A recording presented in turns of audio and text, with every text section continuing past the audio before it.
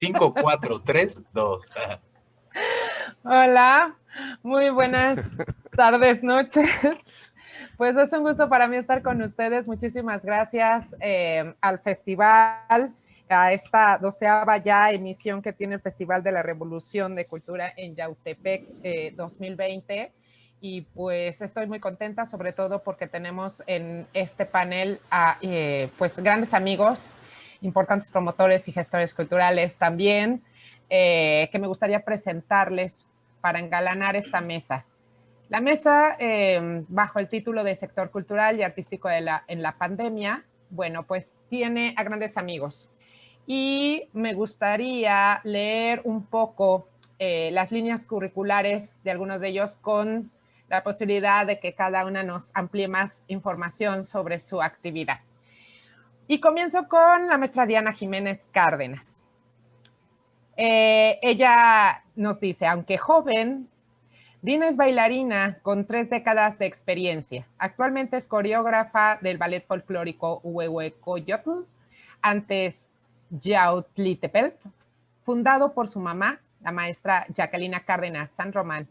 Por Huehueyocotl, una de las agrupaciones de danza más antiguas de Morelos, con casi 3 décadas de existencia, han desfilado generaciones de bailarines que al paso del tiempo han conformado sus propias agrupaciones de danza folclórica.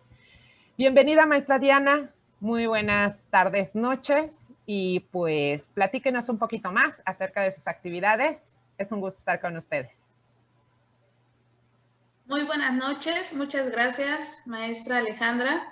Compañeros, buenas noches a todos. Es un placer estar aquí con ustedes. Muchas gracias por la invitación a los organizadores de este festival. Y pues sí, inicié desde muy pequeña en este ámbito de la danza folclórica.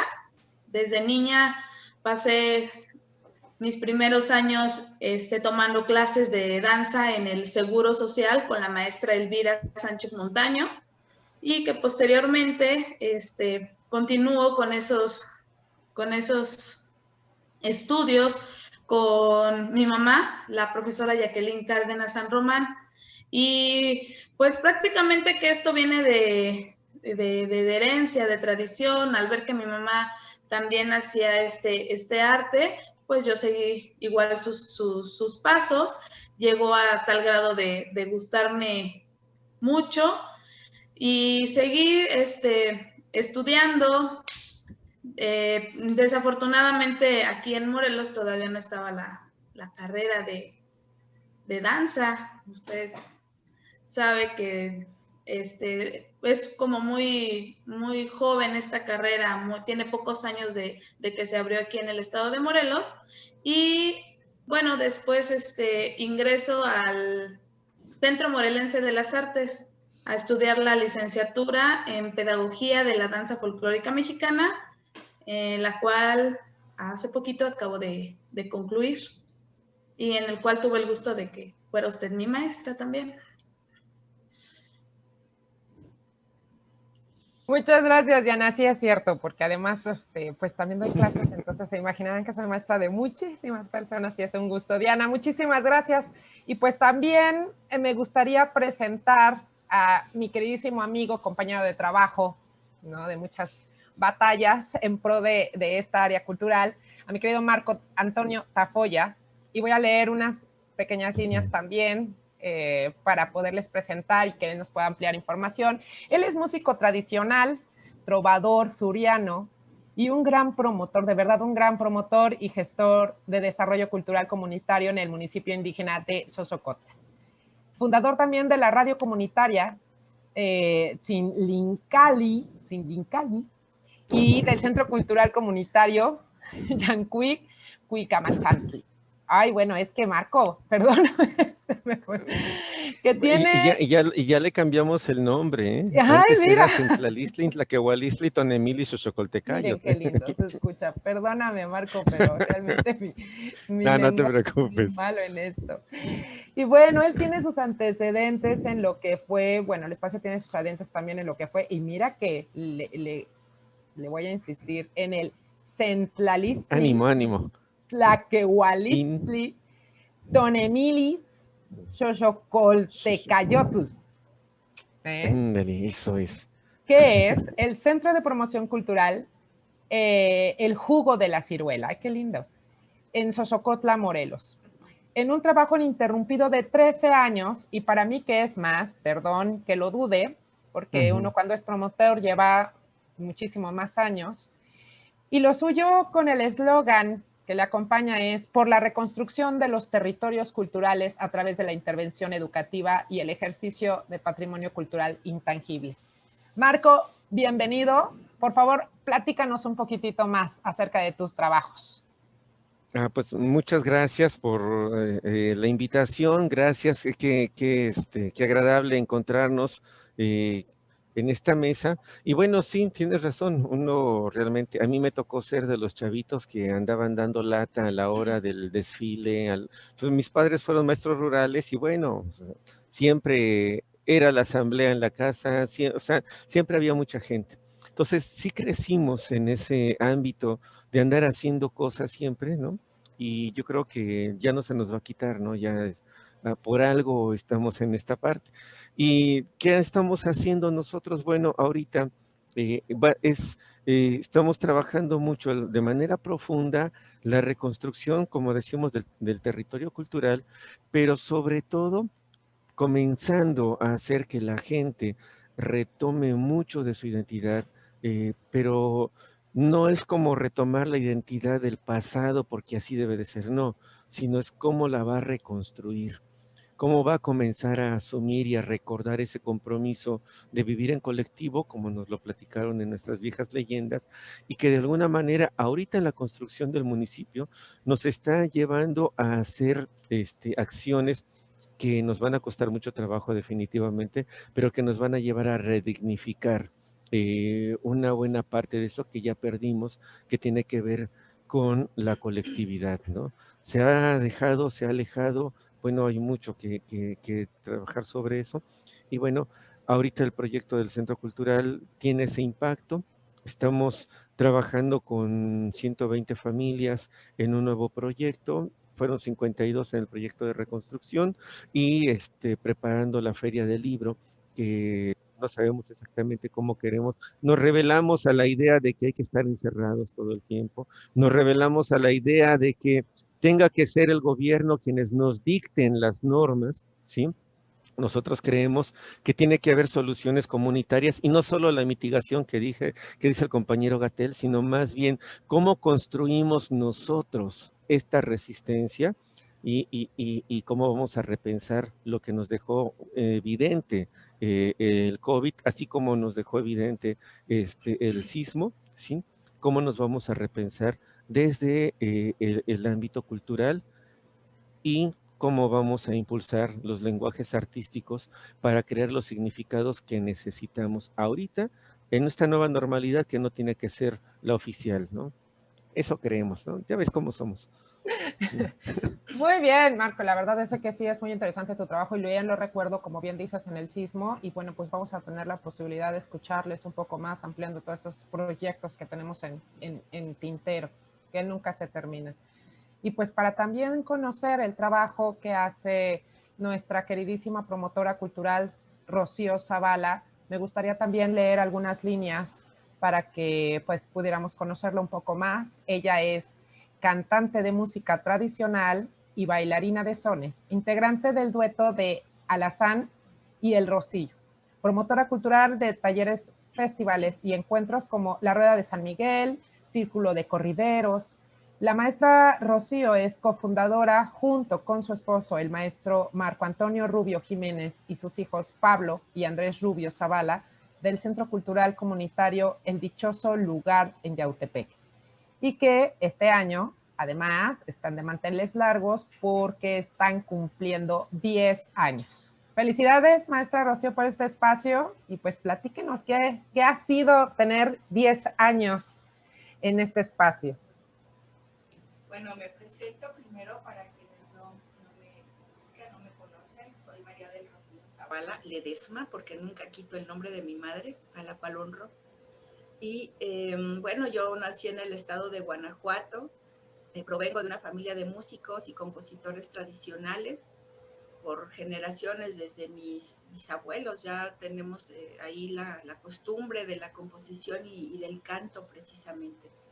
De ahí yo me fui a vivir a la Ciudad de México para continuar mi preparación académica. Estudié en la UNAM, en la Facultad de Química, donde obtuve una licenciatura, y ustedes dirán, bueno, ¿eso qué tiene que ver con el arte? Pues tiene que ver todo, porque es parte, las células viven el arte.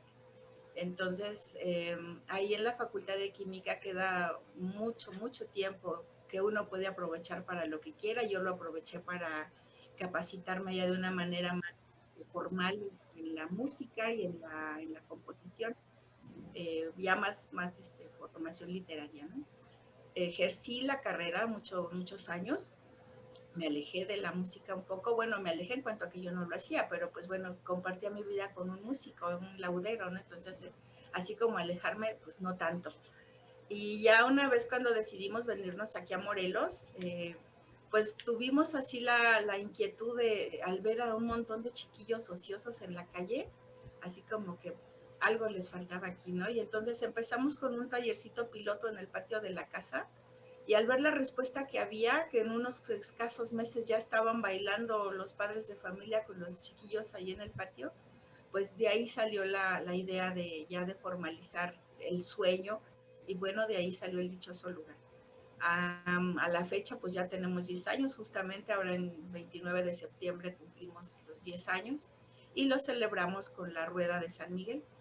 Es nuestro magno evento, vamos a decir, porque bueno, igualmente en otro momento pues estuvimos haciendo fandangos, pero ahora bueno, solamente estuvo la rueda virtual, pues también en línea. Los corrideros nos mandaron grabaciones, justamente el domingo hicimos la transmisión de la quinta rueda. La cosa es no dejar de hacerlo, ¿no? No entregar el equipo, no colgar los instrumentos, y pues continuar con esto. Del dichoso lugar, puedo decir ya a través de 10 años que hemos formado parte ya de la vida de muchas familias, de padres y madres y de niños, jóvenes que ya llegaron a la universidad, muchos ya terminaron, unos han optado por estudiar música, por estudiar gestión cultural, etcétera. O sea, el impacto lo hemos visto gustosamente, porque no pretendemos formar músicos, pretendemos ayudar a la formación de personas contentas, de personas felices, y como decía Marco, de personas que se reconozcan en su historia y en su identidad. Muchas gracias, maestra Rocío, y muchísimas felicidades de nueva cuenta por esta década, que además, pues bueno, se dice fácil, ¿no? Se dice fácil 10 años, pero 10 bueno, años. Es un proceso de sobrevivencia, de disfrute, de alegría también, y pues claro, bueno, o sea, que cumplan muchos años más y que nosotros le veamos. Que así sea. Y bueno, también tenemos a mi queridísimo amigo Fausto Buenaventura. Mi querido Fausto, señor de las palabras, te mando un abrazote desde aquí, hace un buen que no te veía, pero te voy a presentar. Fausto es editor, fundador de la editorial Libertad Bajo Palabra, proyecto autónomo para el acopio y dispersión de nuestras voces e historias. Sostienen que nada hay más natural y respetable que el derecho que tienen las personas de una sociedad para narrar por sí mismos los asuntos de la vida común y para usar las palabras como mejor convenga a los intereses y necesidades de la libertad. La editorial surge en Morelos en el año de 2012 como un proyecto especializado en la publicación de textos de historia de la región suriana, pero también de la conflictividad político-territorial de esta y otras latitudes. Se trata entonces de un compromiso político, ético y estético. ¿Qué nos dices, Fausto? Un abrazo. Muchas gracias, Alejandra. Pues antes que nada, pues agradecerte a ti, a Gustavo, a Nora y al conjunto del equipo de trabajo que va a hacer posible el festival. Y por supuesto, pues a las compañeras y compañeros con los que compartimos la mesa. Y bueno, la editorial efectivamente surgió más o menos en ese periodo. Lo que empezamos a publicar fue básicamente pirateando libros, ¿no? Incluso en el sentido mejor de la palabra, sin la autorización, en ese caso, de una autora que es extraordinaria, que es Tanalis Padilla, y que algún día tuvimos oportunidad de conocerla y la compañera estaba feliz, o sea, literalmente llegó a decirnos, es el mejor halago que nos han hecho o que me han hecho personalmente de piratearnos, ¿no? Es decir, no es un plagio, es literalmente simplemente reproducir lo que la escritora estaba haciendo, ¿no? Y que lo que ella estaba analizando en ese momento era un texto que se llama Por las buenas no se puede, la experiencia electoral del jaramillismo, y que yo creo que está muy en sintonía con lo que está pasando en Chile, por ejemplo, ahorita en esta coyuntura del domingo, en donde cuando la gente critica las protestas sociales, cuando la gente cree que ir a ensuciar un muro o una escultura es vandalismo, pero despojar a un campesino, a una comunidad de su territorio, eso es progreso. Entonces ha habido un juego muy profundo en el entendimiento de los procesos humanos que es muy complicado de entender en el momento actual, ¿no? Entonces, bueno, este texto de Tanalis Padilla a nosotros nos hacía mucho sentido y lo publicamos más o menos en el 2012, en esa coyuntura tan difícil para el México de aquella época, y mucho también siguiendo de aquella convocatoria que habían hecho los zapatistas de la otra campaña, a la cual nosotros no nos quisimos adherir porque no sentimos que es necesario adherirse a algo para creer en ello, sino que vale más hacer una cuestión directamente más allá de la teoría, pues de la praxis, ¿no? De las cosas que estamos haciendo en el día a día, ¿no? Uno es lo que realmente hace.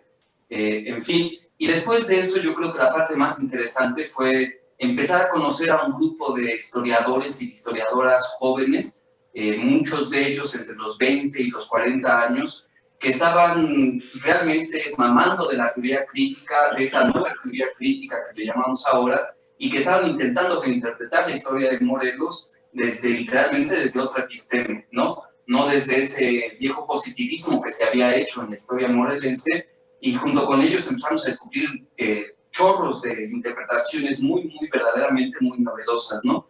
Entonces era gente muy joven con la que empezamos a trabajar, y sobre todo lo que yo creo que para nosotros fue así, o personalmente muy importante, es que era gente que vivía en esos mismos territorios, ¿no? Que estábamos trabajando con Dante Aguilar, que era de Anenecuilco, con Víctor Hugo Sánchez de Reséndiz, que reside en Jutepec, o con cronistas locales como el maestro Blavio Aguilar, con Amador Espejo, etcétera, etcétera, ¿no? Es decir, siempre intentando pensarlo desde lo local, ¿no? Y que al final del día, digo, pensar desde lo local no significa que también podamos estarnos involucrando con otro conjunto de personas que están pensando esos territorios desde otras geografías, ¿no? O sea, yo creo que si algo hemos aprendido en esta vida es que una posibilidad no excluye nunca a la otra, ¿no? Hannah Arendt siempre decía, la única ley natural es la diversidad, ¿no?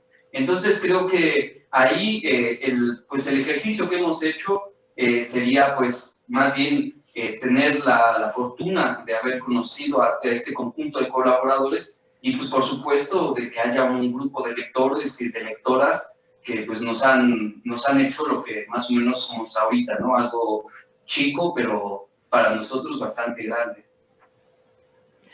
Muchas gracias, mi querido Fausto.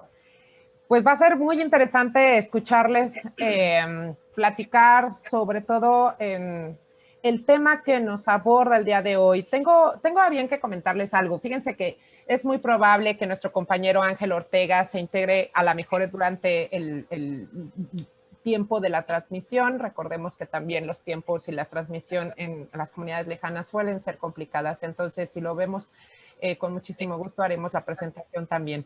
Mientras tanto, bueno, pues les recuerdo que esta es la mesa 2 de reflexión el 12º Festival de la Revolución Cultural de Yautepec, año 2020, y nos toca platicar sobre el tema sector cultural y artístico en la pandemia.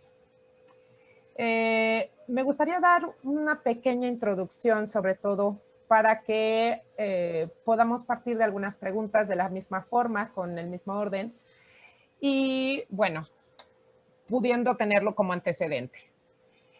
Desde una mirada mundial, podríamos decir, el mundo transita actualmente por una crisis de gran magnitud. Su impacto ha generado fuertes cambios paradigmáticos que cuestionan nuestros referentes sistemáticos, tales como el económico, la salud, la educación, lo social y, por supuesto, lo cultural. En este sentido, la comunidad internacional ha declarado que la pandemia ha hecho temblar al sector cultural, provocando un silencioso terremoto y que su magnitud dependerá del tiempo que dure la crisis. Por el otro lado, la UNESCO anuncia que la población mundial está buscando apoyo recurriendo a las expresiones culturales, a la cultura, a pesar de que ésta se sostiene débilmente ante esta crisis. Lo cierto es que esta pandemia ha cambiado nuestra percepción del mundo y con ello la creación cultural y artística en 180 países. En la mirada nacional, en México, es oportuno mencionar también que al tema de la cultura anteceden 3 importantes eventos. 1, la transición de un Consejo Nacional a una actual Secretaría. 2, una Secretaría con resistentes ajustes. Y 3, la entrada de un COVID en marzo de 2020. Para nuestra perspectiva local, en Morelos, desde nuestros territorios, este escenario se presenta igualmente complicado, ya que también hemos padecido este colapso.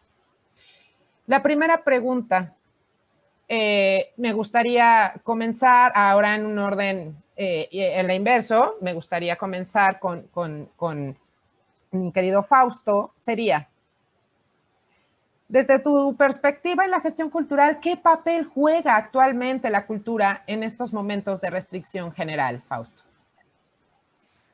Es una pregunta muy interesante, la verdad. Mira, yo estaba platicando con una amiga, editora también precisamente, y pues platicando como todos en torno al grupo de problemas a los que nos enfrentamos, ¿no? Una de las cosas, y que realmente ni siquiera yo lo había sentido así, pero ella lo dimensionó de una forma muy importante, me decía, realmente lo único que me deprimió de esta pandemia fue que, por ejemplo, el gobierno federal declarara que muchas de las actividades culturales no eran esenciales, ¿no?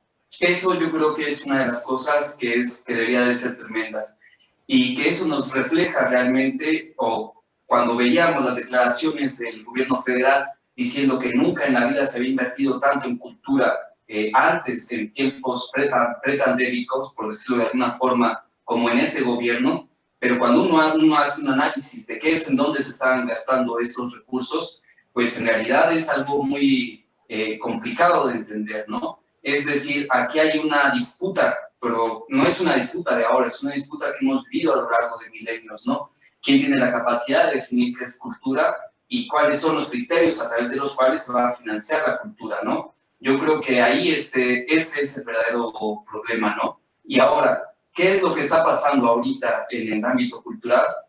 Pensando yo, por ejemplo, desde el mundo editorial, pues es que estaban empezando a darse una serie de transformaciones desde la década de los 70, desde los 80, y que esta coyuntura está empujando de forma más fuerte diría Iván Illich, este cruce a un umbral civilizatorio, ¿no?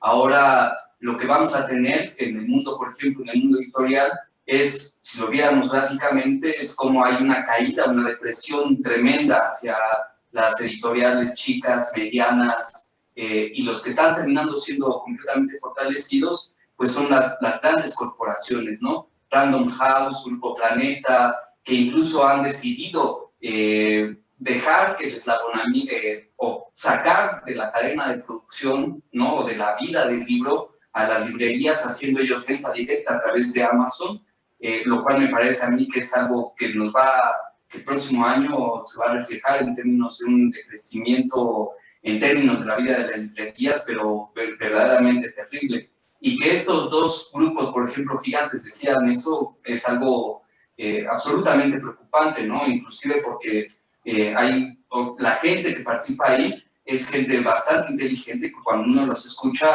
pues básicamente la justificación que ellos hacen es, no hay ninguna librería, por ejemplo, en el caso de Random House, me parece, la justificación que dieron para dar ese paso hacia la venta por Amazon era ninguna librería nos puede aceptar los 6.000 o los 5.000 títulos que tenemos dentro del catálogo, ¿no?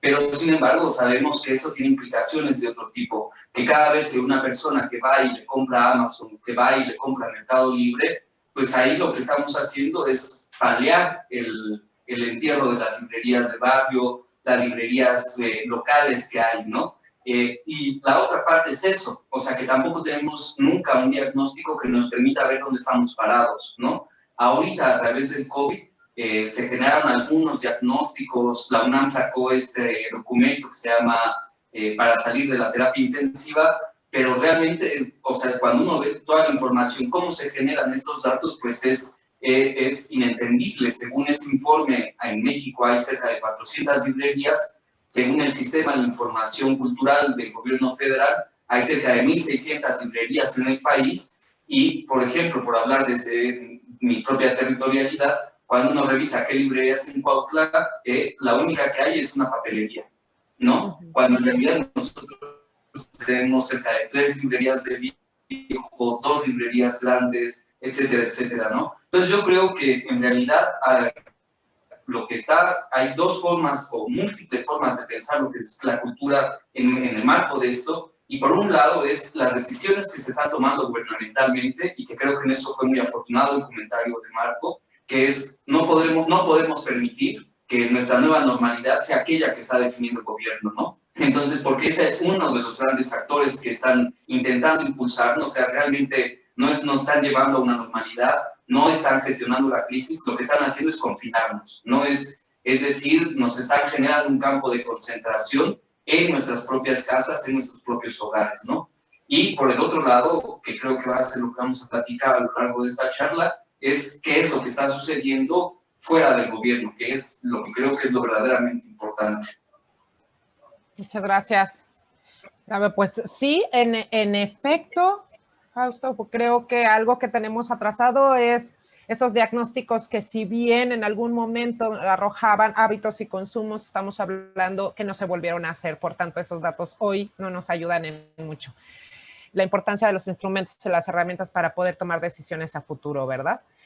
Y pues misma pregunta me gustaría hacerle a la maestra Rocío Zavala en el sentido de que desde su perspectiva como promotora, como gestora, ¿qué papel juega actualmente la cultura en estos momentos de restricción general? Adelante, maestra Rocío Zavala. Su micrófono, por favor.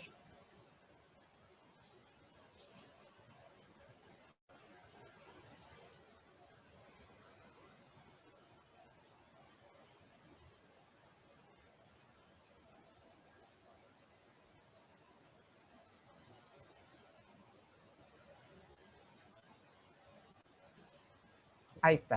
Ya está. Muy bien, gracias. Bueno, comentaba que la experiencia que hemos tenido acá en el espacio, pues cerramos en marzo, ya dejamos de ofrecer los talleres abiertos y todo el mundo antes de eso pues empezó a alejar así presa del pánico y toda esta cosa, ¿no? Y entonces yo siempre les decía, nos vemos en un mes y nos vemos en un mes, pero bueno, ya el mes se nos fue a muchos meses, ¿no? Pero debo admitir aquí ante la mesa que hemos estado trabajando de manera clandestina. Y esto porque simplemente la demanda nos orilló a ser clandestinos, ¿no? Siempre estuvimos en contacto con los chicos, con los niños, y ellos siempre me decían, maestra, ¿por qué no tocamos ahí en tu casa? Vamos a tu casa. Y bueno, yo dije, pues órale, esconden los coches y se meten todos. Y entonces así lo hemos estado haciendo, porque realmente yo considero que a una sociedad, a una comunidad que le quitas este gusto, esta pasión, pues le quitas el espíritu, le quitas el alma, porque los padres de familia, es justo lo que me decían, o sea, los chicos ya estaban hartos de estar viendo televisión y estar con los teléfonos y demás. Empiezan a tomar nuevamente sus talleres de música y empiezan a cantar, empiezan a ensayar, empiezan a bailar en sus patios y mandan videos y se comentan y traen novedades. Y entonces esto pues no hace más que afirmar esto que acabo de decir, ¿no? en cuanto a que es una necesidad, no es un lujo, no es una alternativa, es una necesidad tener un espacio y tener una comunidad en donde ejercerlo, en donde intercambiar cálidamente todo esto, ¿no? Porque si bien las redes han servido y han servido de mucho, en otro momento lo comento, pero no, nada se compara con ese intercambio cálido de tener a un compañero enfrente de ti y estar oyendo los acordes y estar cantando y estar haciendo versos ahí al aire y todo esto, ¿no? De ponerte a bailar, etcétera. O sea, es otro tipo de convivencia. Y esto justamente pues es lo que nos demandaron y pues nosotros accedimos gustosamente. Ahorita, bueno, ya tenemos nuevamente el espacio abierto, está en ruinas, porque bueno, después de tantos meses de abandono, está en ruinas completamente, pero es ahí en donde se ve precisamente el trabajo comunitario y el amor que le genera uno a los espacios, porque los padres de familia y los mismos niños, cuando nos digas, venimos a limpiar y venimos a poner el techo que se cayó y venimos acá y hacemos almuerzo y limpiamos y unos tocan y unos limpian y en fin se empieza a hacer así como otra vez esta manera de convivir que como dije es algo necesario, no es algo que pueda uno optar solamente así como porque se ve bien padre, ¿no? Que los chicos estudien violín. Híjole, ahora se me está agotando la batería. Si no es el micrófono, es la batería. Muy bien, pues si quiere le damos tiempo para que se cargue. Y pues a mí me gustaría retomar la pregunta con Marco. Marco, ¿qué nos dices? Bueno, yo, sí me escuchan, ¿verdad? Sí, muy bien. Bien. Yo me atrevería primero, antes, preguntarnos a qué se le llama el sector cultural, ¿sí? Porque de repente me parece que se reduce mucho. Nosotros decidimos asumir como concepto de cultura. Antes pensábamos y nos dejábamos llevar por esta concepción de que es la actividad humana y todo eso, pero no nos quedaba todavía muy claro, porque además notábamos sí la diferencia entre el contexto en la comunidad y el contexto. Estamos muy cerca, Morelos está re chiquito, ¿no? Decía un compañero, Morelos es un estado de primera porque pasas a segunda y ya se acabó, ¿no? Entonces, poco pensando en esto. Entonces, aunque estamos tan cerca, sí hay diferencia en la convivencia, sí hay diferencia en la concepción, ¿sí? Yo vi mi infancia entre Xochocotla y Cuernavaca y siempre usaba como esa imagen. Termino pensando en que cuando vivía en Cuernavaca de niño, iba a la primaria allá, resultaba que tenía que jugar con el Ultraman en aquel tiempo y el Godzilla y ese tipo de cosas, ¿no? Y cuando estaba en Xochocotla, pues andábamos correteando marranos y trepándonos a los árboles, era otra cosa completamente diferente. Y era distinto hablar entre nosotros, ¿no? Completamente diferente, pero no lo veíamos. Entonces de ahí decidimos construir o asumir que más bien la cultura tendría que ver con esas acciones, esas actividades, esos valores tan profundos que nos ayudan a darle sentido a nuestra forma de ser. De ahí un poco la concepción en náhuatl, ¿no? Que nos gusta mucho. Primero era, alguna vez te la compartí, Alejandra, esto de Chihuatlacayot, ¿no? Sí es lo que hace la gente, la esencia de lo que hace la gente, y puede ser como muy universal. Pero también nos gustó la otra palabra que habla de Toyucatilis, que tiene que ver con esta forma de ser, pero además implica un camino, implica una historia. Y entonces a partir de ahí me quedaba pensando, ¿qué es lo que le da sentido a tu forma de ser, Alejandra, ¿no? O a Fausto, o a Diana, o a Rocío, ¿qué es lo que le da sentido a su forma de ser? Y esta diversidad de lo que le da sentido para mí, esa posibilidad de que nos veamos con ese chance de poder realizarlo, para mí tiene que ver con los derechos culturales, ¿no? Y es precisamente el derecho cultural lo que tiene que garantizar el Estado mexicano, ¿sí? En el momento en que se declara en su artículo 2 como el Estado multicultural, con una composición multicultural, es obligación del Estado garantizar esta posibilidad de los derechos culturales. Entonces, a partir de ahí yo me cuestiono mucho, yo no hablo de un sector cultural como si fuera pequeño. Somos promotores culturales, sí, pero yo creo que muchos hacemos la cultura, ¿sí? Que más bien toda la gente hace cultura, es hacedora de la cultura. Entonces, yo creo que el sector cultural es la sociedad, ¿sí? Con su diversidad y con sus distintas manifestaciones y lo que le dé sentido a su forma de ser. Está bien, ya vemos nahuas en Morelos, ya había nahuas chilangos y será distinto el asunto, ¿sí? Entonces, de ahí quería comenzar primero, porque entonces puedo plantear que en el momento, y bien lo decía Rocío, ¿no? No es lo mismo verte en línea, no es lo mismo que ahorita los vea así, ¿no? Y no sé si este Fausto se está echando su vasito de cerveza o no, ¿no? O qué es, ¿no? O sea, y entonces no es lo mismo, pues definitivamente, ¿no? Nos deja una barrera ahí muy, muy fuerte.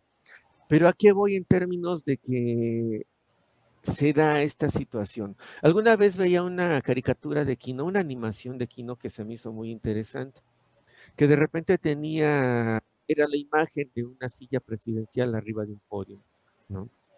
Y entonces comenzaba la música y llegaba alguien y se robaba, y arriba había un letrero que decía la patria, no sé qué, ¿no?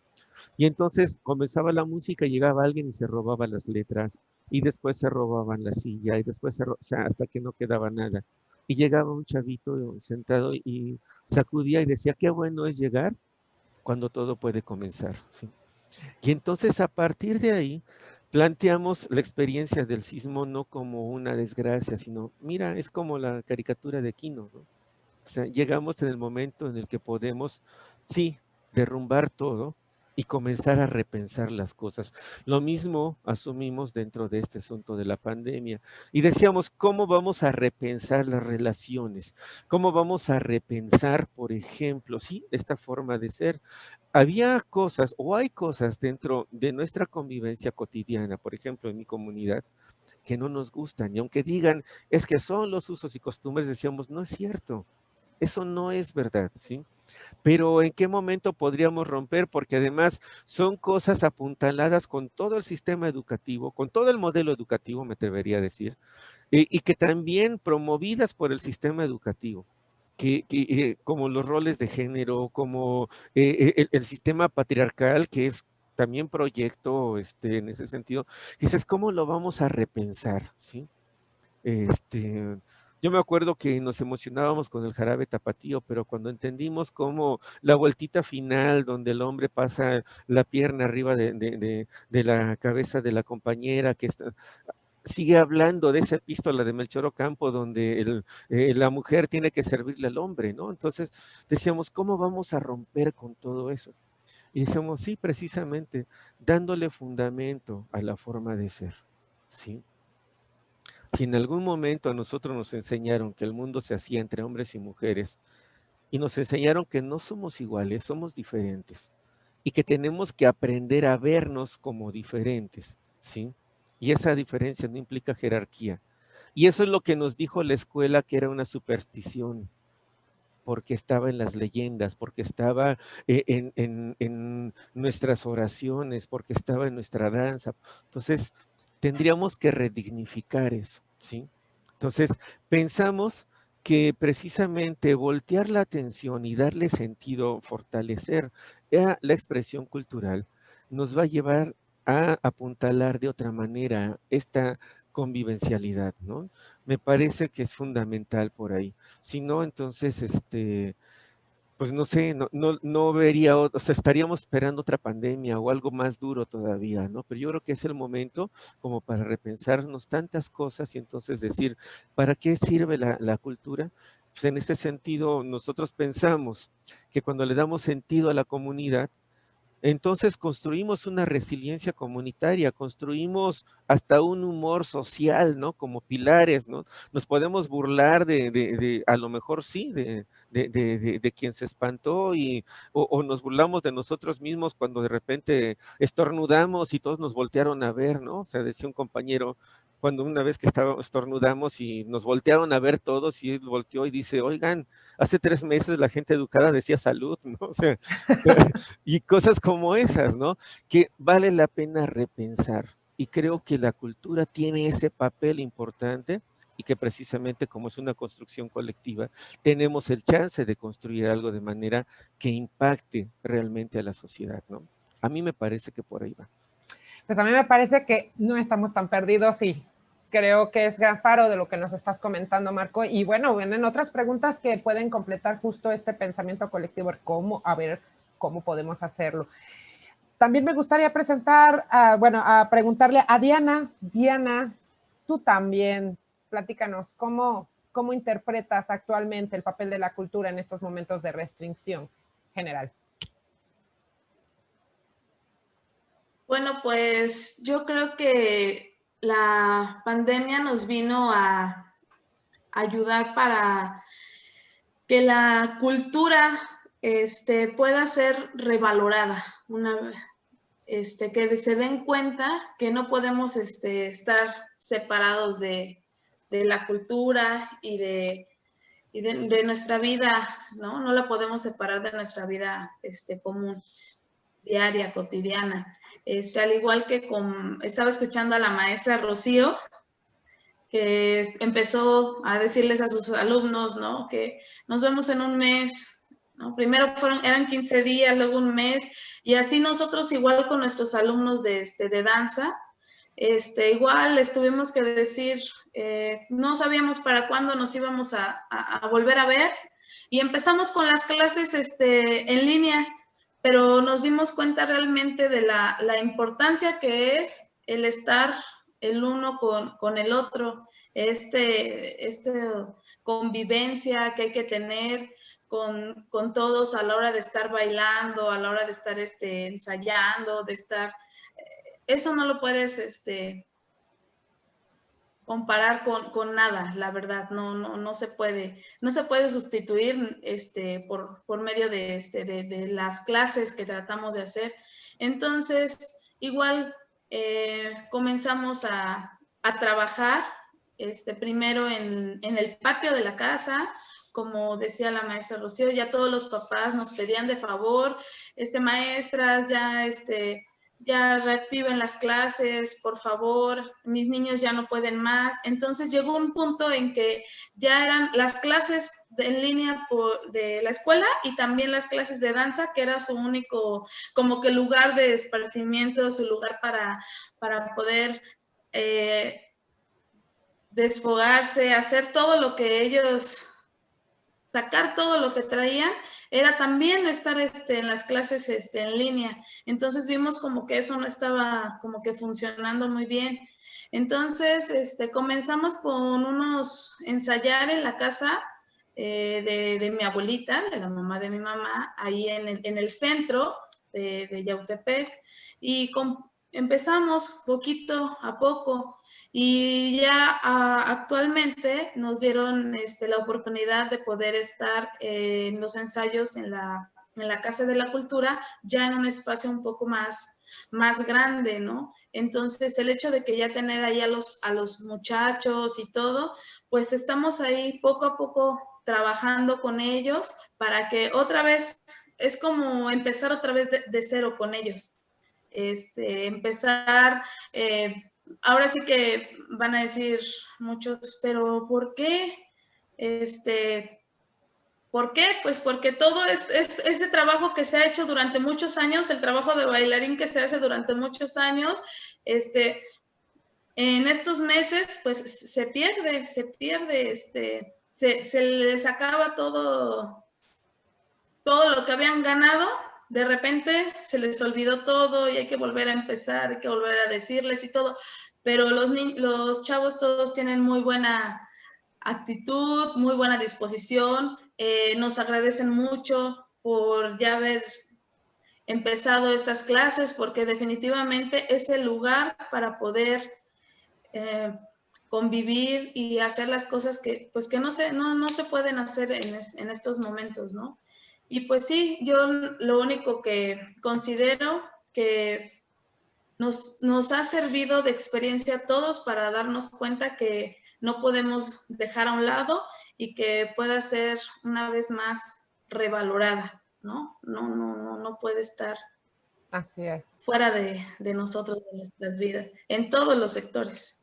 Así es, Diana, estoy absolutamente de acuerdo contigo y te voy a aprovechar también porque con esta revaloración de los cuales nos hablas tú, desde estos espacios clandestinos y subversivos y reverdes de la maestra Rocío Zavala, desde este repensar del cual nos habla Marco, y desde esta mirada monstruosa que también nos pone en mesa Fausto, yo te hago la siguiente pregunta, al igual que vamos a comenzar con esta para la ronda, y sería, la nueva normalidad, la nueva realidad, está obligando al área cultural a revisar nuestros propios conceptos, tales como colectividad, individualidad, cohesión y desarrollo.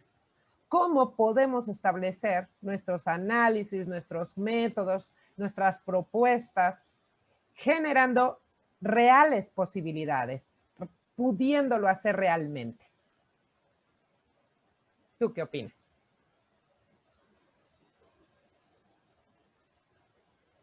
Contigo, Diana, me quedo contigo. Creo que tuvimos un problema con Diana. Entonces, mientras se reconecta de nueva cuenta, me gustaría continuar con Marco. Marco, si nos puedes... Sí, me gustaría preguntarte, te voy a contestar con una pregunta. No, no es cierto. Nada más como para entenderla, ¿no? ¿Cómo podemos establecer nuestros análisis métodos generando reales posibilidades? Sí, ¿cómo le hacemos? Ajá, como te refieres a reales posibilidades dentro de esa normalidad, ¿por posibilidades de qué? Sí, como realmente que sea no virtual, que realmente funcione. Ya, sí. Bueno, la experiencia que nosotros decidimos, el camino que tomamos, ¿no? Dice Rocío, la clandestinidad. Nosotros no cerramos el centro cultural tampoco, es más, lo dejamos abierto, ¿sí? Pero porque decidimos que era importante primero acopiar la información. Acá nos dio muchísimo miedo. Tuvimos semanas en las cuales escuchábamos o sabíamos de cantidades grandes, ¿no? 8, 10, hasta 12 muertos cada día en Xochocotla, ¿no? Fue mucho, fue grave. Sin embargo, ante eso, y al ver que la gente tenía tanto miedo, pero además porque acá sucedieron cosas muy graves. La autoridad, que no es una autoridad nombrada por la comunidad, sino fue nombrada por el gobernador anterior y ratificada por el Congreso, pues no tiene realmente un impacto en la gente no la reconoce. Y esa autoridad decidió, en lugar de atender a la población, en lugar de tender vínculos, hasta pudieron haber logrado cierta legitimidad, decidieron poner unas lonas en la entrada del pueblo que decían peligro, zona de alto contagio. Y entonces eso generó que a mucha gente la despidieran de sus trabajos, que a las señoras que salen a vender sus dobladitas las corrieran de Cuernavaca, de Zacatepec, de Jojutla, que inclusive cuando iban en el transporte público las bajaba la policía, ¿sí? Fueron cosas muy graves. Y ante eso veías a la gente desesperada. Entonces decíamos nosotros, no podemos, tenemos que brindar un camino distinto, ¿sí? De entrada no estamos de acuerdo en que nos encerremos. Necesitamos información real. Y comenzamos a buscarla. Y sí, claro, uno se pone en riesgo. Decidimos asumirlo, hablamos con el equipo de trabajo, con los jóvenes, y pues les dijimos que si se enfermaban los despedíamos. No, no es cierto. Era decir, compañeros, asumamos la responsabilidad de que tenemos que cuidarnos, ¿sí? Hay que cambiar muchas cosas y entonces logramos capacitaciones en derechos humanos que se les dio a los compañeros, porque decíamos, tenemos que ver cómo vamos a manejar el COVID en el ámbito comunitario. Y también planteamos con algunos compañeros médicos y una organización que se llamaba Verificovid, ¿no? que eran una serie de especialistas en comunicación y en medicina, que comenzaron a dar información sobre los mitos y las realidades de la pandemia. Y de ahí nos fuimos enterando cómo los tapetes no sirven para nada, ¿no? Que el cubrebocas tampoco te sirve para nada si lo andas trayendo todo el día y adentro del coche y luego se te olvida y lo agarras con la mano y te contaminas y muchas cosas que son completamente irreales, pero que además teníamos una evidencia científica, usando las palabras de Gatell, ¿no? Y entonces decíamos, nos convence y comenzamos a dar información y a capacitar a la gente y a decirle, ¿sabes qué onda? Cuando estás en tu casa, ¿sí? No es necesario que hagas tantas cosas ni que tengas tanto miedo. Cuando vas en la calle no necesitas ir con un cubrebocas, ¿sí? Cuando te reúnes en el patio no lo necesitas si estás a determinada distancia. Era hablar con la gente y que además nos veían en el centro cultural trabajar así, que poco a poco la gente comenzó a decir, ah, es que sí es cierto. Mira, ellos no se han enfermado, ¿sí? Entonces, era importante, decíamos nosotros, comenzar a construir, decíamos, las relaciones desde la otra forma, ¿no? Y entonces comenzamos a salir a convocar a que hiciéramos las jornadas para desinfectar, porque dicen que el verbo sanitizar no existe, entonces nosotros salimos a desinfectar las calles, y hubo gente que llegó y dijo, yo pongo cloro, y fue ir convocando a que la cuadra, que los vecinos se reunieran para poder una vez más, o sea, tomar, decíamos nosotros, que el pueblo tome en sus manos el control de esta pandemia, ¿sí? La autoridad nunca se vino a parar acá. Nunca llegaron como en otros lugares que quisieron, o sea, no, o sea, de hecho la gente rechazaba las acciones que hacía el ayuntamiento, pues porque no reconocen el ayuntamiento, ¿sí? Y además porque hay muchísima desconfianza. Entonces, creemos que, ¿cómo vamos a construir? Con mucha información, vamos a tirar los mitos, ¿sí?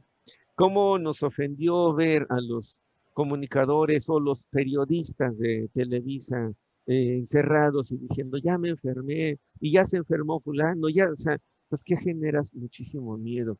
O si no, a toda la serie de cuates de los partidos políticos regalando cubrebocas con su logo enfrente, que decías, es absurdo, ¿no? Es ofensivo, o sea, es inmoral, ¿no? Entonces, era importante, decíamos nosotros, comenzar a construir a partir de ahí, y por eso hablábamos un poco de esto que comentaba hace un rato, ¿no? Eh, si no generamos información y si no lo hacemos con el ejemplo, la gente no comienza a recuperar o a recobrar esa seguridad. Necesitamos ese soporte colectivo, comunitario, para reírnos de la pandemia, ¿sí? Para tener la capacidad, lo decíamos, la identidad es importante. Cuando comenzamos a decirle a la gente, toma muicle, mezcla el muicle con el limón, eso ya lo sabes, ¿no? O sea, no lo toma, no, pues que sí, entonces, ¿para qué te estás preocupando? ¿Sí? O sea, sí, preocúpate, o más bien ocúpate en no contagiarte.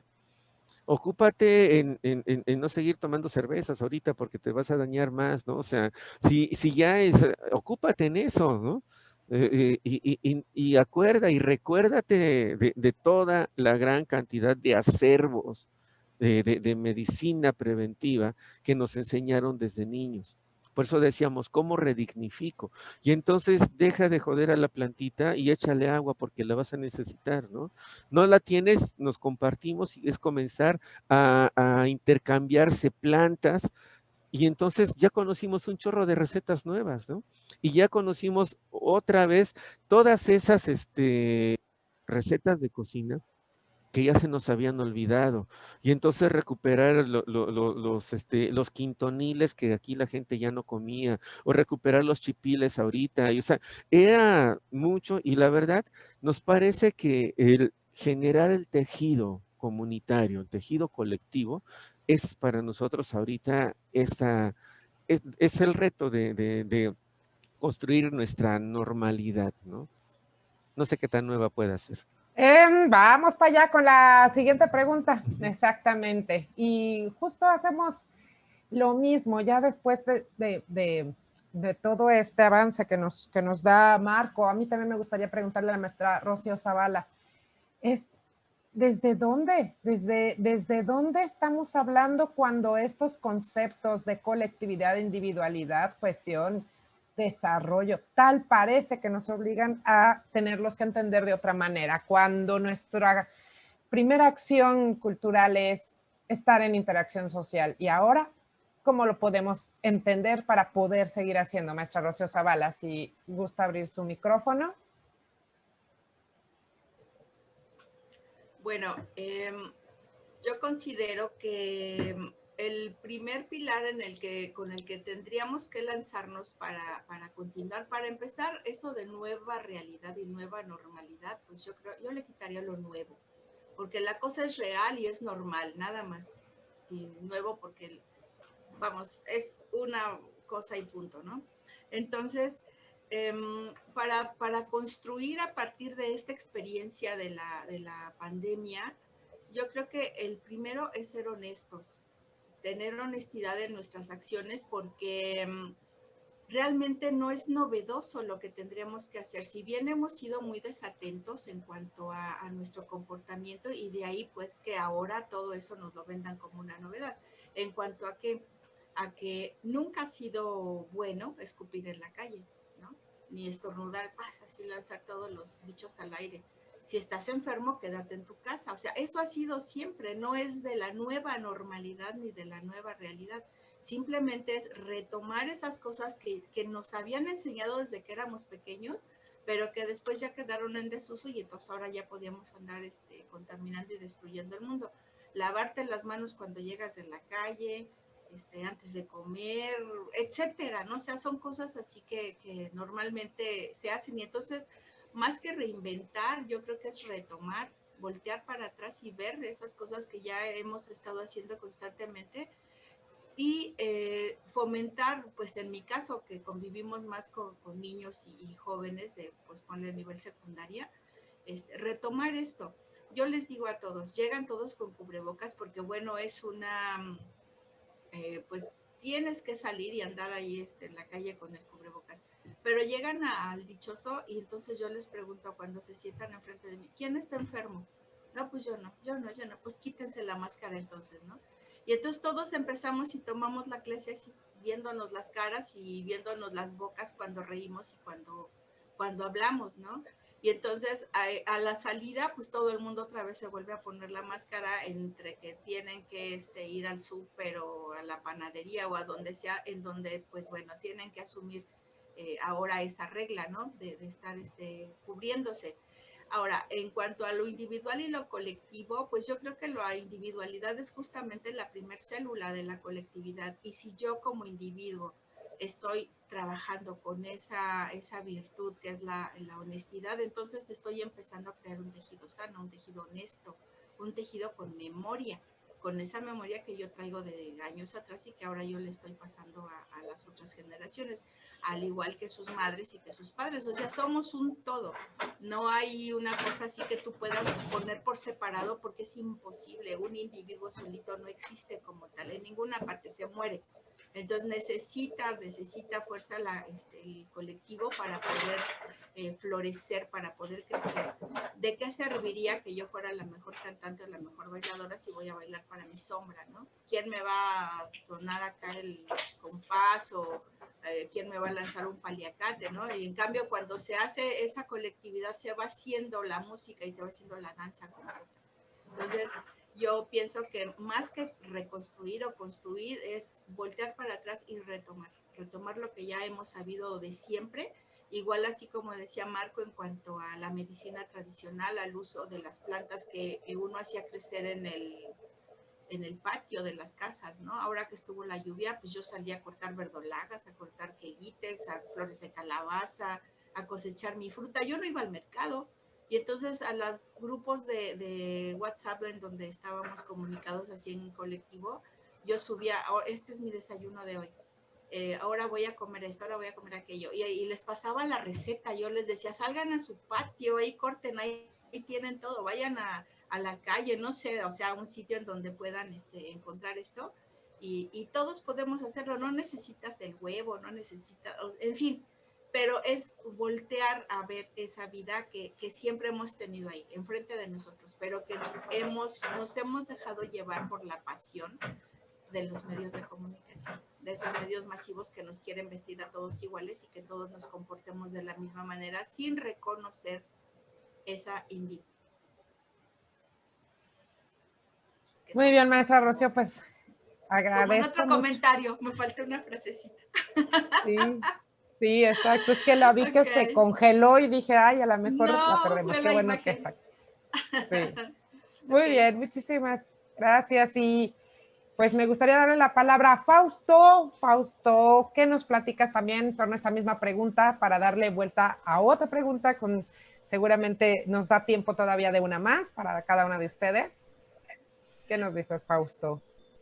Sí, yo más bien pensaría en esas grandes tesis de la historia que hizo Walter Benjamin. En alguna de las tesis de la historia que él hizo, él nos recordaba algo. Y lo que él nos recordaba o lo que intentaba decir al mundo en ese escrito que él había hecho antes de suicidarse, huyendo del fascismo alemán, nos decía: el estado de excepción no es la excepción, sino la regla.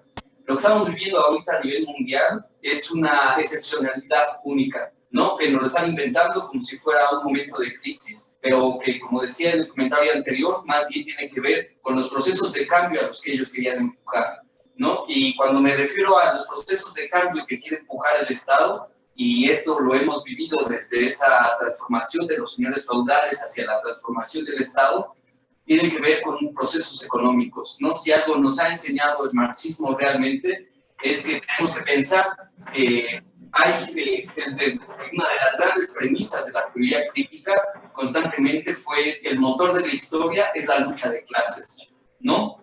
Esa fue una clave de interpretación que por la caída del muro de Berlín a finales de los 80s, etcétera, se vino abajo y pareció que había que eliminar toda ese viejo marxismo, que por supuesto también se había enquistado en una forma muy dogmática de sí misma, pero que que también gracias a las feministas se ha abierto unas nuevas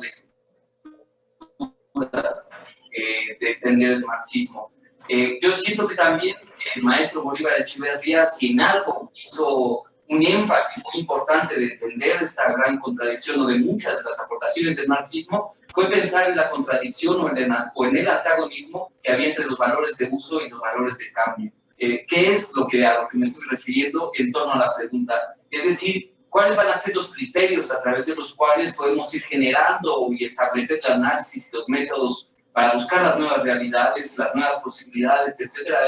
A lo que nos van a empujar ahora es a valorizar los valores de cambio, ¿no? Es decir, va a haber, si ya había en el sector cultural una necesidad de hablar de industrias culturales, de marketing cultural, de eslabonar todo un tipo de vocabulario económico hacia los sectores culturales, eso va a quedar de una forma permanente, o sea, va a quedar como incluso a lo que desde hace varios tiempos se le llama la profesionalización de los sectores culturales, es como ese gran espectro en el que formamos parte en el sector cultural, es como nos comenzamos a pensar como pequeños empresarios, cómo podíamos pensar lo que estábamos haciendo como un producto cultural y cómo lo íbamos a vender, cómo lo íbamos a ofertar en un mercado cultural y cómo íbamos a recibir una ganancia evidentemente monetaria. Por supuesto que todos necesitamos dinero, pero el dinero no es lo mismo que el capital. Los sumerios usaban dinero, ¿no? Y estamos hablando de una de las sociedades primigenias en el desarrollo civilizatorio de nuestra especie. Entonces, lo que plantea Bolívar Echeverría constantemente es qué es lo que tenemos que pensar en términos de los valores de uso. Tenemos que dejar de lado los valores de cambio y pensar constantemente en el valor de uso. ¿Qué es lo que significa una danza tradicional en el marco de un pueblo? ¿Qué es lo que significa cierto tipo de rituales? ¿Qué es lo que significa un museo puesto en una localidad? ¿Qué es lo que significa el libro puesto en una librería específica o en un conjunto de librerías, ¿no? No nos interesa pensar el libro como un producto, ¿no? Que se va a vender, que vamos a intercambiar, no estamos pensando en esa lógica de dinero, mercancía, dinero, ¿no? Sino lo que realmente nos debería de estar preocupando es otra vez esa dinámica de valor de uso en términos de qué significa ese libro para una comunidad dada y sobre todo qué es el significado social que puede tener ese libro. Eso no es algo que no haya sucedido en la historia humana, es algo que sucede constantemente.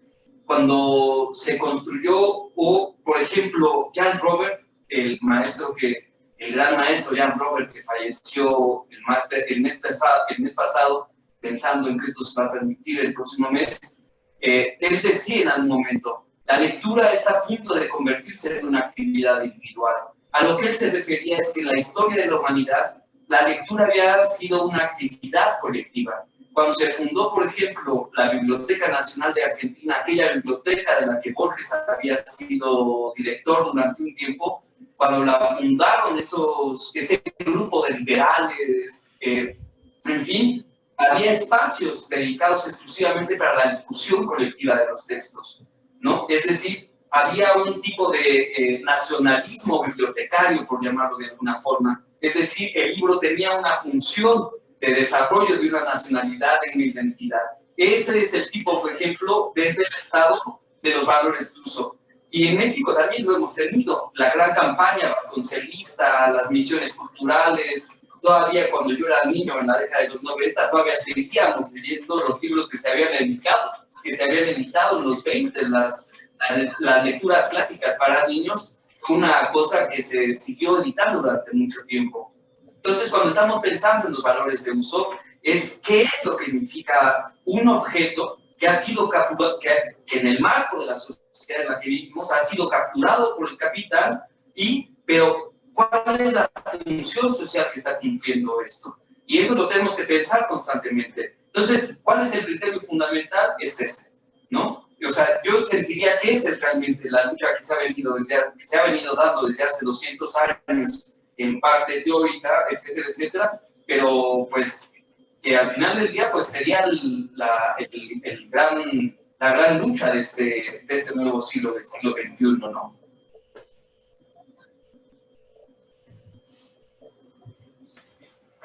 Muchas gracias, Fausto. Ay, ¿estoy muteada? No, ya sí me escucha, ¿verdad? Sí. Sí. Muy bien. Bueno, pues nos falta Diana porque hubo un problemilla ahí técnico, pero está con nosotros. Diana, me gustaría hacerte la misma pregunta que fue justo con la que estamos iniciando en esta ronda. ¿Cómo podemos establecer nuestras formas de trabajo, nuestros análisis, nuestras técnicas, nuestros métodos en este tiempo con realmente posibilidades de lograrlo? ¿Cómo ves tú este panorama dentro de tu quehacer cultural? Tu micro, Diana.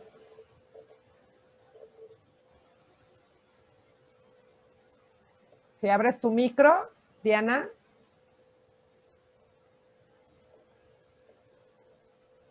Ahí está. Listo. Espero que no me saque.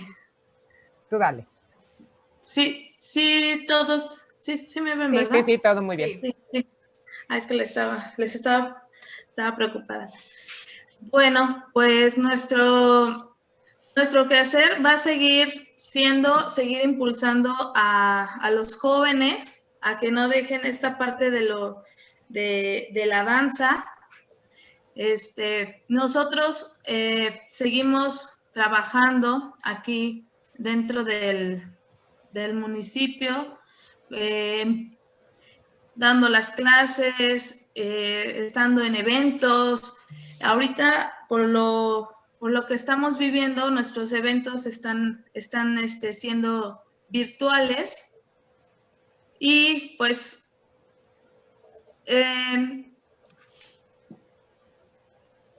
sí. Sí, te oímos perfectamente y te vemos muy bien.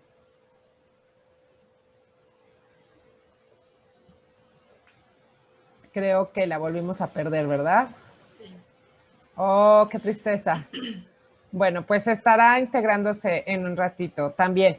Me gustaría comenzar con la última pregunta, la última ronda, y esta es como más que nada poner dos palabras para ver qué sale.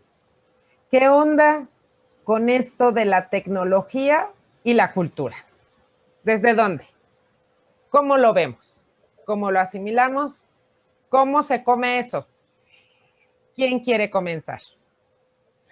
Ahora sí que pongo el desorden.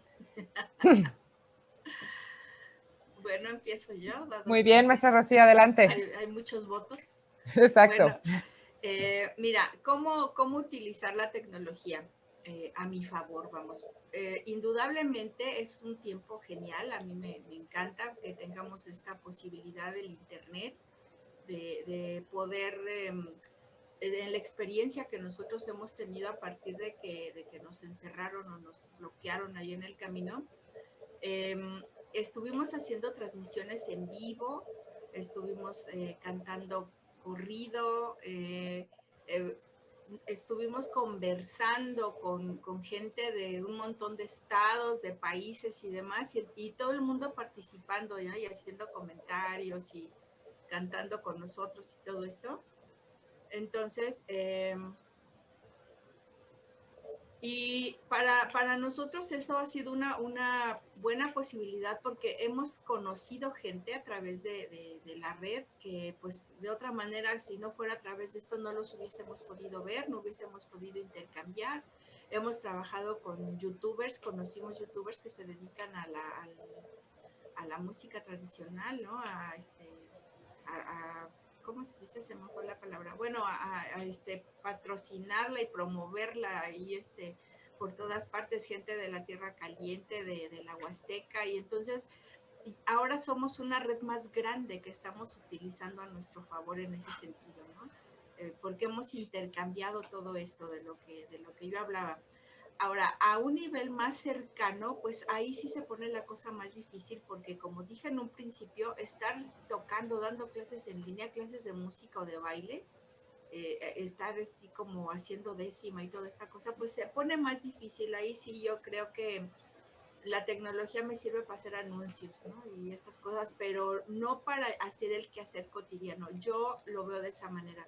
Aquí de cerca con los muchachos, con las madres de familia, necesitamos vernos, estarnos cerquita y nos convocamos a través de las redes, pero nos vemos así cálidamente, cercanamente, honestamente.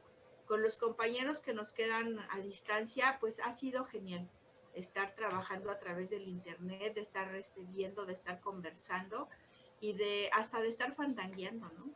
Así a través del internet. Hicimos una noche de bohemia que, bueno, yo me divertí así hasta el extremo. Estuvimos horas cantando a través de la red y todo el mundo participando. Ha sido muy padre, una experiencia padre. Pero yo creo que también eso fue así como una reafirmación de la vida, de no querernos hacer a un lado y no, sobre todo no ceder, no permitir que nos callen y no permitir que nos espanten, sino utilizar a nuestro favor, precisamente, a utilizar a nuestro favor la tecnología para ganar y hacernos presentes, omnipresentes. Muy bien, maestra Rosa. Siempre tan rebelde. Muchas gracias. ¿Quién dice yo? Fausto, Marco. Fausto, venga. Sí, yo creo que ahorita en el marco de lo que va a suceder en el siguiente paso, son dos formas de pensar la tecnología, ¿no? Por un lado, la transformación tecnológica a la que nos quieren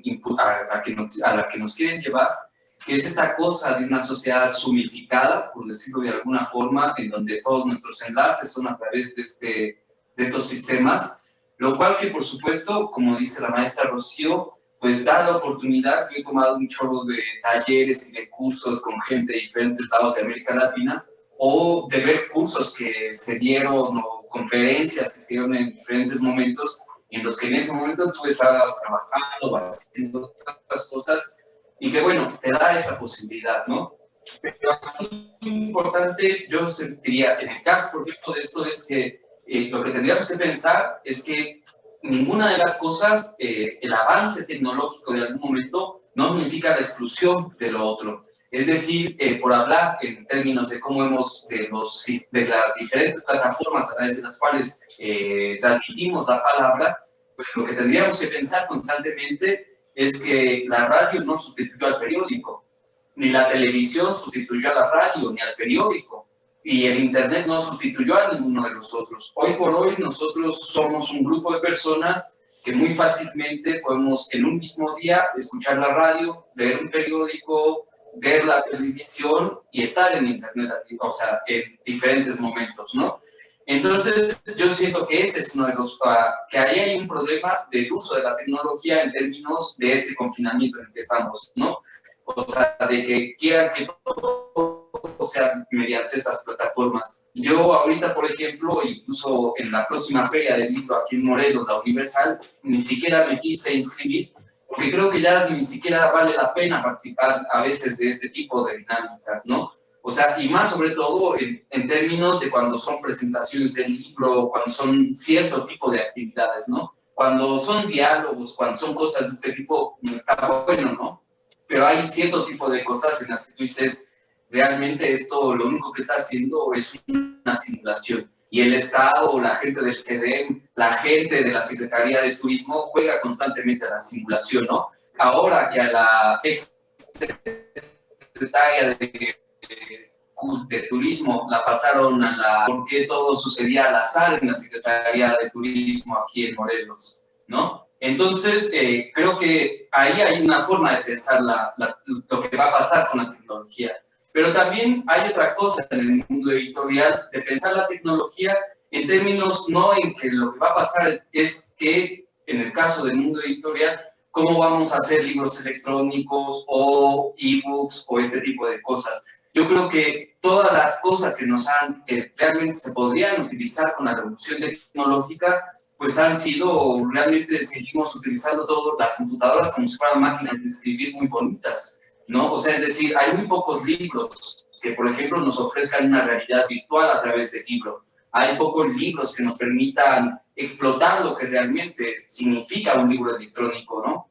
Nosotros, por ejemplo, hacemos muchos libros académicos y lo que significa el libro, en términos del cambio de paginado, pues es algo que a mí siempre se me ha hecho súper complejo porque digo, ¿y entonces cómo vas a citar un libro cualquiera? ¿No? O sea, si el lector tiene la posibilidad, por ejemplo, de cambiar el tamaño de la letra y entonces un libro que tú diseñaste en 150 páginas, él lo transforma en un libro de 500, pues a la hora de que él utilice ese ebook, pues cuando él quiera citar, pues a ver cómo se hace eso, un vericueto, ¿no?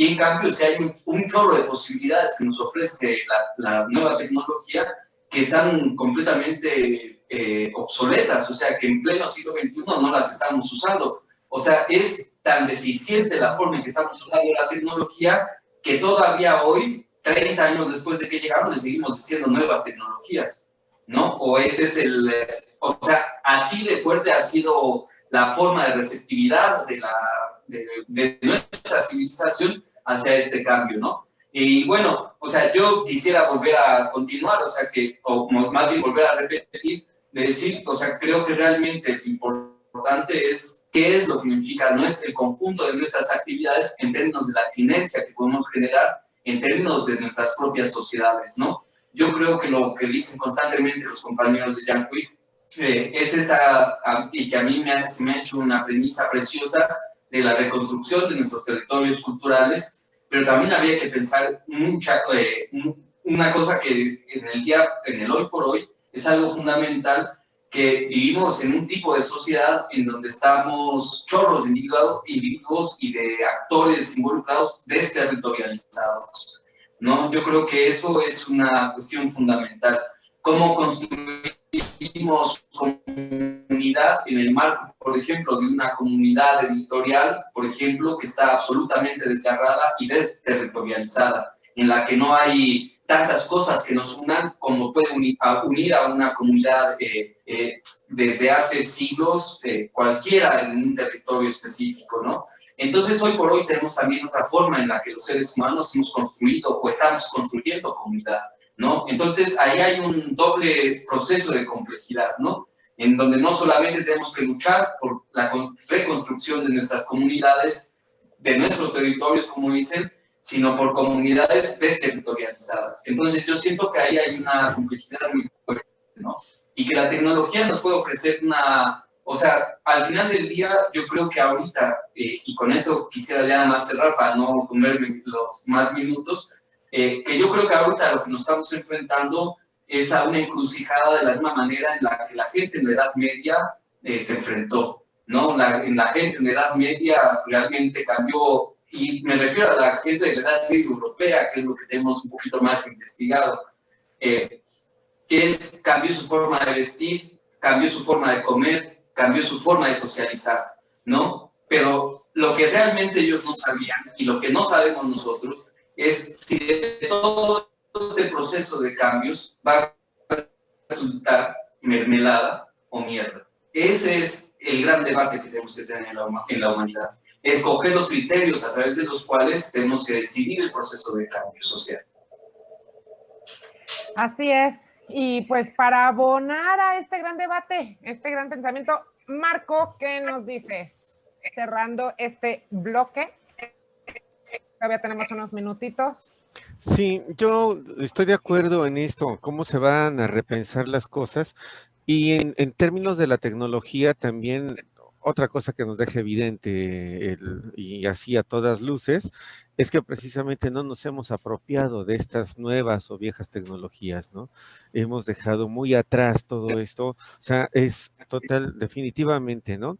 Entonces, ¿cómo le vamos a hacer para dejar de ser como los analfabetas tecnológicos en todos los sentidos y en todas las capas? Pero no solamente es aprender a usar el Zoom o el Facebook o las nuevas aplicaciones, no. ¿Cómo vamos a crear las propias, que es importante? ¿Cómo nos vamos a adueñar de los lenguajes? Porque si no lo hacemos, nunca vamos a construir autonomía, ¿sí? Porque siempre vamos a estar dependiendo de alguien más. El domingo pasado, antier, fuimos a ver a una señora, habíamos instalado 120 estufas de ahorradoras de leña, muy padres, con un diseño genial, que además ahorran la leña y la queman, y por el tipo de material que usan, aíslan el calor y bueno, optimizan. O sea, tecnología muy buena, que de repente se vuelve un donativo y se entrega a la gente, ¿sí? Nos pasó que la asamblea acordó que no se podían entregar las estufas y la gente no se comprometía. Y uno de los primeros compromisos era contestar las llamadas, o sea, asistir a los llamados de la asamblea. Bueno, pues resulta que una señora no llegó o no contestó. Y los compañeros tuvieron que cumplir con la asamblea. Al llegar a la casa a recoger esa estufa, se dieron cuenta que la señora no contestó porque no tiene teléfono celular. Había dado el del hijo, pero el hijo prácticamente la abandonó, y la señora, que vive sola, se encarga de otro hijo que ya tiene muy dañado el cerebro por las crisis epilépticas. Y entonces entran en la bronca, en el conflicto de qué hacemos, recogemos, cumplimos con lo que nos dijo la asamblea, o qué, ¿no? O sea, entonces decidieron cumplir con lo que dijo la asamblea. Cuando lo platicamos, pues entonces que se exponga a la asamblea. Si la asamblea toma una decisión, también puede resolverlo. Entonces va, se resuelve y la asamblea decide que se le entregue la estufa, pero además que fuera la gente a ayudarle a arreglar su casa, a poner el techo para instalar la estufa. O sea, fue un gesto, la verdad, bien interesante. Entonces veíamos cómo esa tecnología que ya aprendieron a manejar, las señoras llegaron a decirle a la señora cómo tenía que usarla, cómo podía, bueno, instalaron la estufa, no tuvieron que estar los ingenieros que vinieron a hacerlo, sino fueron las mismas señoras que además dieron tips de cómo aprovechar para que el nixtamal estuviera en 20 minutos, ¿no? Con esa estufa. Entonces, y ahí es donde veíamos que la gente se apropia. Pero ¿qué creen? El problema está en eso, en que como es una estufa ahorradora de leña, es signo de atraso, porque es leña y no es el gas, y no tiene las lucecitas aquellas, y no tiene el reloj, y no tiene, o sea, muchas cosas como esas, ¿sí? Sin embargo, eso impacta demasiado. Esta tecnología va a disminuir la cantidad de casos de enfermos de vías respiratorias que agrava el COVID, por ejemplo, porque además conduce el humo de una manera, tiene unas trampas de humo tan interesantes y tan sencillas que decimos, bueno, y entonces, ¿sí? Pero además me gustaría señalar otra cosa, hablando de ciencia y de tecnología. Fuimos a ver a la señora desvalida, ¿no? Sin embargo, encontramos su patio con todo el sistema de la milpa impresionante. Calabaza, pápalo, escoba, frijol, maíz, o sea, muchas cosas que no tenían los demás, que los que íbamos a salvarla no tenemos en el patio de la casa, ¿sí? Y la señora sabía muy bien lo que estaba haciendo, pero es pobre, o le han hecho creer eso. Y entonces pareciera que pobrecita, no tiene para comprar la despensa en el súper hoy, ¿no? Sin embargo, por eso decíamos, ¿cómo vamos a hacer nuestra la tecnología? La tecnología que hizo esas estufas ahorradoras y la tecnología y la ciencia que hizo ese sistema de milpa que permite autonomía, ¿sí? De ahí, bueno, nosotros nos dedicamos también a trabajar los sistemas operativos abiertos, que son comunitarios, y revivimos computadoras y transmitimos con software libre y hacemos muchas cosas así que decíamos, ¿cómo vamos a hacer para que los chavos se apropien del lenguaje de la programación y entonces no dependan de las aplicaciones de otros, ni del software propietario, ni de las licencias? Y entonces también comencemos a trabajar, no tenemos ni un solo servidor comunitario, ni un solo proveedor de esta señal, de esta vía con la cual nos estamos comunicando ahorita, que esté en manos de nosotros, ¿sí? Entonces, sí es importante repensar cómo le vamos a hacer, y creo que vale la pena ahorita, ¿no? Aprovechemos la inercia que nos está dando el COVID, ¿no? No digo, pobrecito COVID, ya no le echen tanta bronca, más bien cómo comenzamos nosotros a repensarnos a partir, porque si no hubiera llegado eso, no hubiéramos roto muchas cosas, ¿sí? Así es. Claro, también nos rompieron muchas cosas. Hay que ver cómo las rearmamos, ¿no? Así es. Así es, Marco. Y pues a mí me encantaría continuar platicando y preguntándoles porque se quedaron en el tintero muchísimas sigamos. preguntas. Pero me gustaría hacer una dinámica ya para el cierre, obviamente no sin antes agradecerle a cada una de ustedes. A ver, voy a lanzar una pregunta y en versión Twitter, hablando de tecnología, ustedes responden con 4 o 5 palabras. Caracteres. Así es. A ver, cultura y COVID ya lo tenemos muy claro. A ver, un asunto científico o un proyecto desde lo local y lo colectivo. ¿Qué nos dices, Marco? A ver, otra vez. ¿Un proyecto científico o qué dijiste? O un proyecto desde lo local y lo colectivo. Es que yo prefiero hacer ese proyecto científico desde lo local y colectivo. Ok, muy bien, muy bien. Fausto. Más bien ahí reviraría para el cierre, y yo más bien siento que en el caso de la cultura, más que estudiarla, más que pensarla, pues la cultura, y si algo nos ha mostrado la historia, es que lo hacemos las personas, pues no de otra forma, sino teniendo amigos, teniendo amores, teniendo hijos, porque esas son las cosas que realmente nos hacen más fuertes para resolver los problemas a los que se ha enfrentado la humanidad a lo largo de la historia, ¿no? Entonces yo siento eso. Muy bien. Maestra Rocío Zavala, misma pregunta. Pues yo más o menos voy con la idea de Marco, porque yo creo que a partir de lo local y lo colectivo, ahí puedo hacer un proyecto científico que impacte y beneficie de lo local y colectivo a lo general.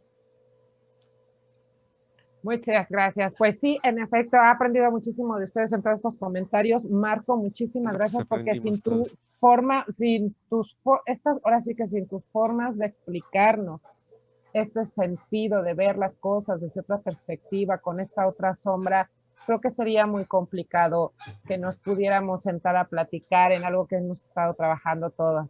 Maestra Rocío Zavala, con esta energía y esta rebelión que creo que la ha caracterizado, es necesario. Claro que hay que rebelarnos, por supuesto, porque estamos en esos momentos y es nuestro momento también en crisis. Y Fausto, bueno, pues la palabra es importante, siempre lo hemos platicado, ¿no? En corto y en público. Hay que darle valor a las palabras. Hoy más que nunca tenemos que resaltar el valor de las palabras en todos los protocolos, ya sea tecnológicos o las pocas palabras que escuchamos y que nos podemos decir. Yo, mientras tanto, pues les agradezco a cada una de ustedes, Fausto, maestra Rocío, queridísimo Marco, a Diana la perdimos por cuestiones tecnológicas, también, la ven que la tecnología no tiene palabra de honor. Y les agradezco muchísimo a cada una de ustedes, les abrazo muchísimo y me despido también invitándoles a que continúen con las actividades en este 12º Festival de la Revolución Cultural Yautepec 2020, que a pesar de todo aquí está en pie, como se ha hecho en años pasados en manos y en energía de sus gestores culturales. Muchísimas gracias, Gustavo, muchísimas gracias a todo el equipo de producción, muchísimas gracias a las personas que nos estuvieron viendo y escuchando, y bueno, pues síganse conectando por acá. Fausto, Rocío, Marco, muchas gracias a ustedes. Gracias. Un abrazo grande. Por lo que compartimos. Muchas gracias a todos. Bye. No se vayan, ya dimos el corte.